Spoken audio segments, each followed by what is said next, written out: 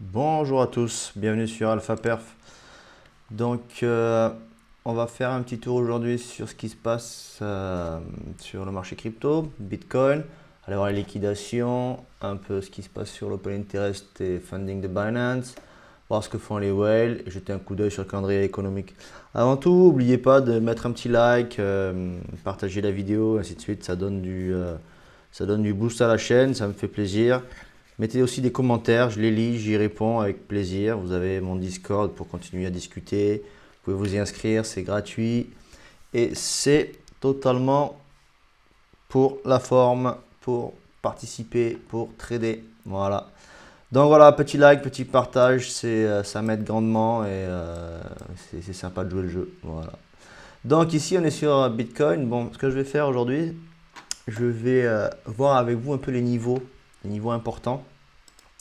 Niveau important qu'on a passé, qu'on doit viser, qu'on va observer. Donc voilà, donc là je me mets en daily déjà. Alors daily, on avait un dernier niveau qui était ici, donc l'ATH qu'on a breaké, il me semble, avant-hier. Ouais, enfin, on a breaké hier. Voilà, donc on avait un ATH qui est ici, donc un niveau, comme tous les niveaux. Et ce niveau, alors attendez, je vais nettoyer un peu la charte. Voilà. Ce niveau d'ATH là, on l'a breaké. Ok, donc ce niveau peut être, alors c'est un niveau qui a été breaké à la hausse, qui peut être totalement retesté. Ok, donc déjà cet ATH, on va le mettre. Qu'est-ce que j'ai comme niveau simple? Voilà. Ça, c'est un niveau qu'il faut surveiller. Ancien ATH, breaké, qu'on peut retester. Voilà. Maintenant, on a le nouvel ATH qui est là. Bon, on va pas forcément le mettre. Allez, pour la forme. Voilà. Qui est aussi un niveau qu'il faut surveiller. Intéressant à voir, c'est que, vous voyez ce rectangle orange là, c'est un niveau que j'avais mis qui faisait partie de mes extensions, donc de cibles à atteindre, de mes extensions de Fibo. C'est-à-dire que je peux le refaire avec vous si vous voulez. Je prends l'outil extension Fibo, j'étais parti du plus bas,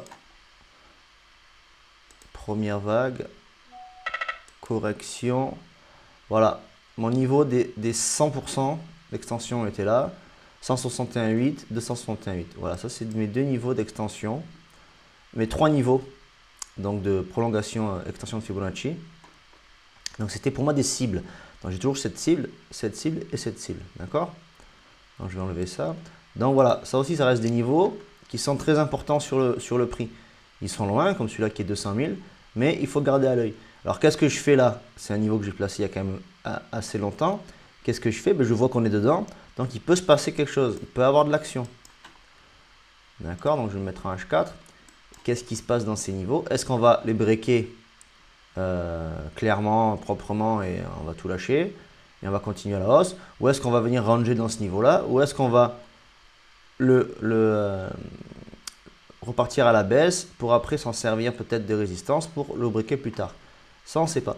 Donc, il faut voir la réaction du prix par rapport à ce niveau.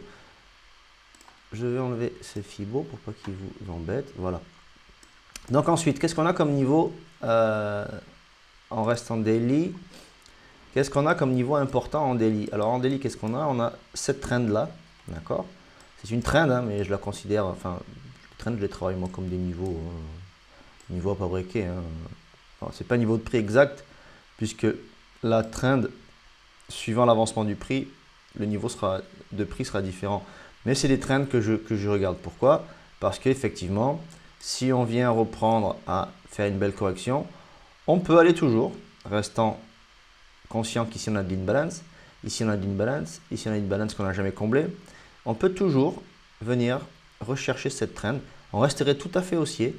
Ça ferait une jolie correction. Vous imaginez là, si on vient taper 70 000, à 70 c'est un peu bas, mais disons que voilà, on a notre break ici, qui est un niveau aussi très important. Voilà. On a eu ce break là, qui pourrait être tout à fait, qu'on n'a pas retesté, qui pourrait être testé pour après faire une continuation haussière. Attention, il peut être testé dans très longtemps. Hein. Là, ça veut dire qu'on breakerait la trend. Donc voilà. vu le timing, si on est supporté par cette trend et qu'on doit revenir chercher ces niveaux-là et ces imbalances, vu le timing, c'est pas maintenant qu'on va le faire. Sinon, là, on va se retrouver une chute énorme fin décembre. Là, on est au 1er janvier. C'est possible, hein, tout est possible avec Bitcoin, hein, mais j'y crois très peu. Voilà. Mais c'est des niveaux que il va falloir garder à l'œil. Ok? Donc ça, c'est quelque chose qui est aussi intéressant. Cette trend, j'en parle pas, c'est une trend très long terme. Ça sera plutôt une trend qui nous concernera le jour où on doit peut-être redescendre et rattaquer une phase baissière. On verra ça. Ok? Même celle-là, hein, je la considère de moins en moins, mais si on vient la chercher, ne serait-ce qu'ici, ça vient, vous voyez, si on vient chercher, on prend toutes les liquidités qu'on a là, parce que là on a toutes les liquidités. Alors ça, ce sont aussi des niveaux importants, vous voyez, des niveaux auxquels il faut faire attention. Je vais les mettre, mais je vais les enlever en suivant. Ici, il faut bien se dire que là, on a des liquidités de longue. Tout ça, tac, tac. Voilà. Tout ça, ce sont des liquidités qu'on n'est pas allé chercher. Vous voyez, on pourrait très bien aller les rechercher pour repartir. Donc ça, c'est des niveaux aussi de prix auxquels il faut faire attention. Ok. Donc ensuite, j'imagine qu'il y en a qui doivent attendre ce qui se passe avec cette trend là. Alors cette trend là, elle est toujours excitante, hein. Elle nous montre bien que le prix a du momentum à la hausse. On a breaké de suite réintégré, breaké réintégré, breaké réintégré. Là pareil, hein, on a breaké, on a réintégré direct, on a clôturé. On a cette trend ici qui est qu'on pourrait dessiner comme ça, enfin qu'on pourrait tracer comme ça, pardon. Moi j'aime bien mettre des trends, j'aime pas les mettre. Alors il y en a qui vont les mettre comme ça, chacun son truc. Pourquoi pas, hein, je dis pas que c'est faux, je dis que moi j'attends toujours d'avoir mes 3 points. J'attends toujours d'avoir 3 points minimum. Bon, 1, 2, 3. Moi ça je considère comme 1 dans ce cas-là. Ok. D'autres vont le considérer comme 3, aucun problème. Moi je vois plutôt ma trend pour l'instant partir d'ici. Fake out, réintégration. On reste dans la trend. Fake out, réintégration. On reste dans la trend. On vient la chercher. On la break un petit peu. On réintègre. Et on peut la travailler comme ça tranquillement. On peut continuer à monter tranquillement avec des fake out. Ok. Donc cette trend là, pour moi, alors ce canal haussier là est très important. C'est celui qu'on suit en ce moment. Et c'est celui qui montre le momentum du prix. D'accord. Il faut savoir qu'il y a une petite loi dans les trends. C'est que normalement, pour voir le momentum d'un prix, on peut avoir une accumulation de plusieurs trends, comme ça, par exemple, une première, une deuxième, hop, et une troisième, ce qui va montrer l'accélération du prix. Ok. Il y a même des angles à respecter là, hein. Bon, moi, je fais, dans mes formations, je propose d'étudier ça. Je vous parle des angles à respecter, ainsi de suite. Bon, ça, c'est plus du chartisme, hein. Enfin, du chartisme. C'est de l'étude de prix par le comportement de trend. Et si vous regardez, ben voilà, trend ici, accélération du prix, prise de momentum. Hop. Et là, voilà, on pourrait dire que c'est comme ça. Voilà, bon. C'est un petit truc que je connais du CMT. C'est des choses qu'on apprend, donc voilà, et c'est des choses qui fonctionnent. Ça nous montre bien la force du prix, ce genre de choses. Donc c'est pour ça que je vous dis que cette trend là est importante, parce que si on vient la rebreaker, c'est qu'on va venir se appuyer sur l'ancien momentum, donc celui-là, d'accord. Donc ça veut dire qu'on va baisser de momentum, on va commencer à se calmer si on vient rechercher cette trend, et ainsi de suite. On peut rester haussier, mais beaucoup plus calme, d'accord. Voilà, c'était juste le truc de vous parler de ces trends là, enfin de ce fonctionnement là. Tac, je l'enlève, je vais la remettre. Voilà, ok.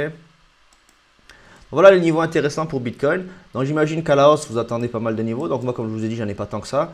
J'ai les retracements de Fibo, enfin les prolongations de Fibo du mouvement général.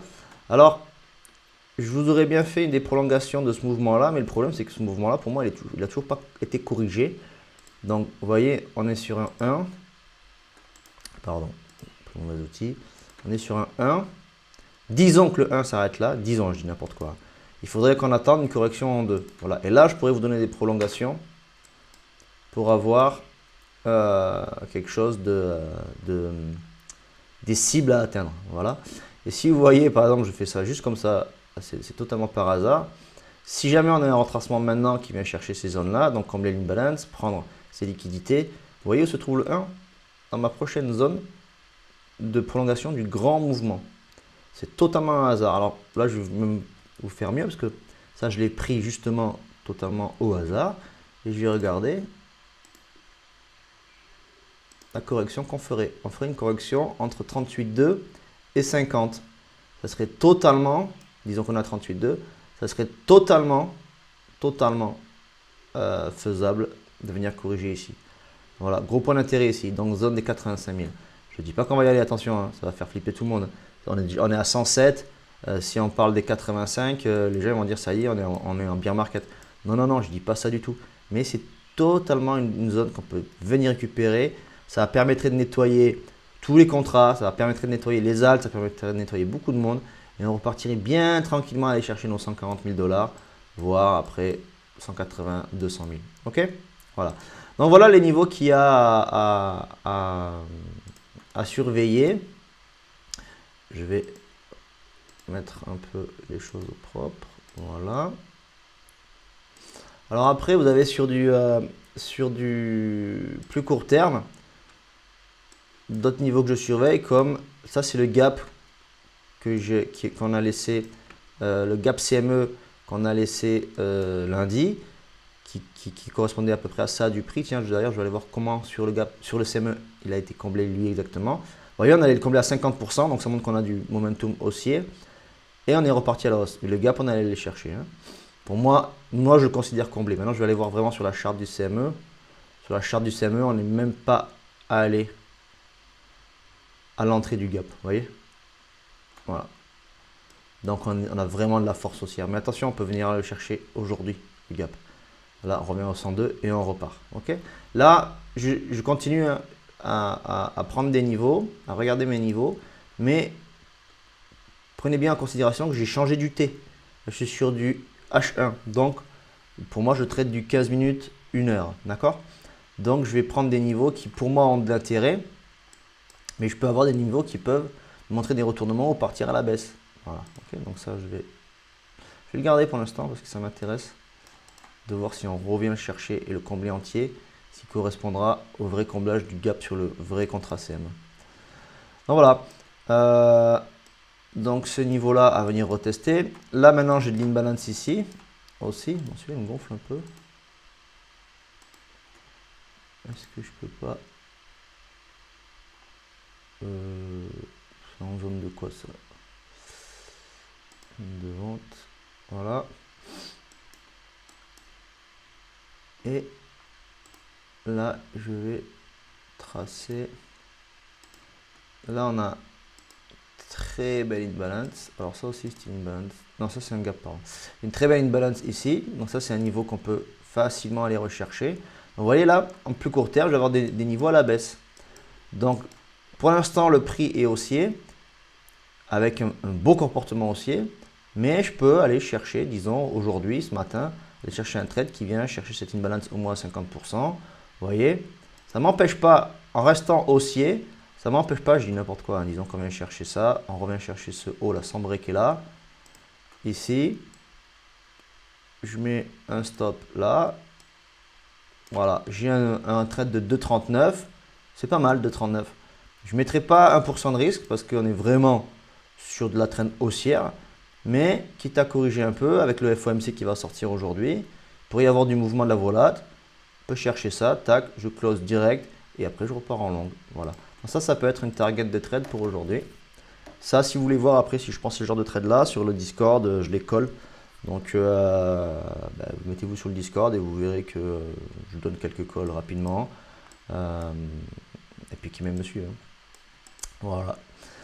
Donc voilà pour aujourd'hui. Maintenant, on va aller voir un peu ce qu'il y a comme liquidation. Donc les liquidations, vous voyez, on en a à la baisse. Hein, ça c'est du court terme. Hein. ce qui va donc nous montrer qu'on peut tout à fait aller descendre, aller chercher les 104 000 $, voire même la zone des 103. On va se mettre sur du 48 heures. Voilà, on a beaucoup de liquidité dans les 102. Les 102, donc c'est ce que je vous disais ici. Voilà, beaucoup de liquidité ici. Beaucoup de gens sont rentrés en long là. Là, les longs sont tous safe. Alors là, voilà, si on vient chercher ces liquidités là dans les 102 jusqu'au 101 et quelques, c'est jackpot quoi. On prend ce trade, on vient combler une balance, on vient combler le gap, on vient chercher les liquidités, on fait une pattern de retournement et on repart. Voilà. Donc faites attention. Là, il y a un joli setup qui pourra se prendre. Il va falloir étudier les datas aujourd'hui. Regardez si un setup se dessine en 15-5 minutes. Vous voyez là, on est sur une tendance haussière. Si là on vient faire un petit plus haut, peut-être pas plus haut. Moi là, je serais chaud de rentrer en long ici. En short, pardon, en short ici. Ce qui me gênerait un petit peu, c'est qu'on a, là on a quand même une balance baissière, vous voyez, très intéressant. J'aurais bien aimé qu'on vienne chercher au moins celle-ci là. Ça c'est une balance baissière, ok. Donc mon trade parfait en short serait ici avec un petit stop un petit peu plus haut que le break-even, la TH, et venir chercher ça. Alors ce serait le trade parfait. Là j'ai regardé le beau ratio que j'ai. Je vais le laisser, on va le regarder pour l'instant, on va voir comment ça se comporte le prix, d'accord. Qu'est-ce qui se passe? Donc on a les fundings sur Binance, on a les fundings qui sont stables à la normale, on est à 0,01 à peu près. On a l'open interest qui descend avec dans les fundings stables, donc c'est des longs qui se ferment tranquillement, hein, voilà. On a du rachat, un peu de rachat sur le spot, voilà, bon, rien de bien spécial. Là c'est intéressant par contre, on voit qu'on est en excès, enfin on est en excès, ouais, on est en excès, on a 62% de short sur le spot et 60% de short sur les contrats. Alors voilà, les gens short là. Donc moi déjà, ça m'enlève une étoile dans mon setup. Trop de gens short, trop facile à prendre ce short là. Bam, on peut aller liquider. On va voir comment s'accumulent les liquidations. On peut tout à fait continuer, faire semblant de partir et bam, éclater à la hausse. Ce qui fait que du coup, ce n'est pas un short qu'il faudrait prendre, ça serait un long. Donc voilà, une étoile de moins pour ce setup, mais je le garde quand même à l'œil parce que pour moi, ça peut être un très très court terme quand il y aura de la volate du FOMC. Qu'est-ce que font les whales? Alors, les whales achètent doucement cette hausse là, les grosses whales.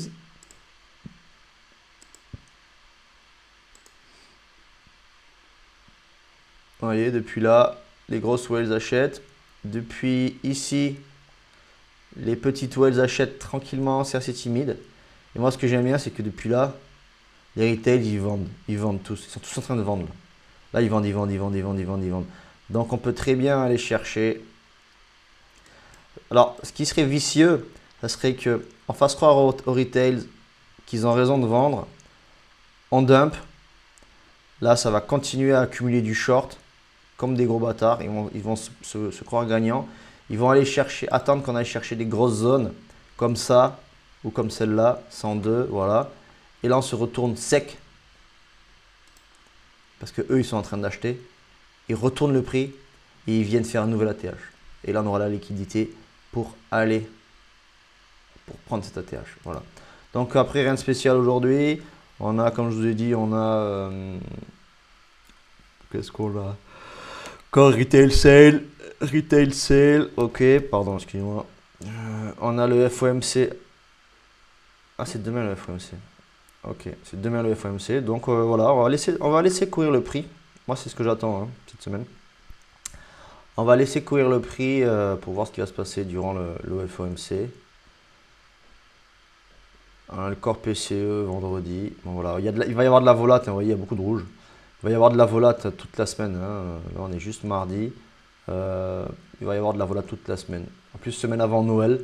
Donc, beaucoup de choses vont se fermer vendredi parce que Noël, c'est mardi, je crois. Mardi, mercredi. Donc, beaucoup de choses avant Noël vont se fermer. Les gens partent en vacances. Ils vont bien se remplir les poches pour faire des bons repas et beaux cadeaux. Là, bam, on close tout et on voit la manipulation qu'il y a quand il n'y a plus personne sur le marché. Voilà.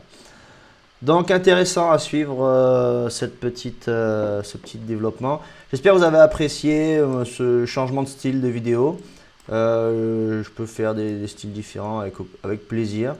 J'aime bien faire des repères de niveau comme ça. Même si je ne traite pas forcément les niveaux, j'aime bien faire des repères de niveau, des changements de style. En fait, il ne faut pas oublier que chacun a sa stratégie, mais le prix répond à la psychologie générale du marché. C'est-à-dire qu'il faut quand même garder un œil sur le genre de stratégie que les autres peuvent avoir. Donc, garder un peu un œil du chartisme, de l'héliotisme, du trading de trend ou de support-résistance, ainsi de suite. Voilà. Moi, je trade les liquidités, mais les liquidités vont être influencées par rapport à ces niveaux que j'aurais repérés sur des choses, des points différents sur une charte. Voilà. Donc j'espère que vous avez apprécié. Laissez un petit commentaire. Une fois de plus, abonnez-vous, partagez, mettez des likes. C'est Noël, faites-moi des cadeaux, envoyez-moi des likes et des commentaires. Voilà. Allez, ben merci, be safe and follow. Ciao, ciao.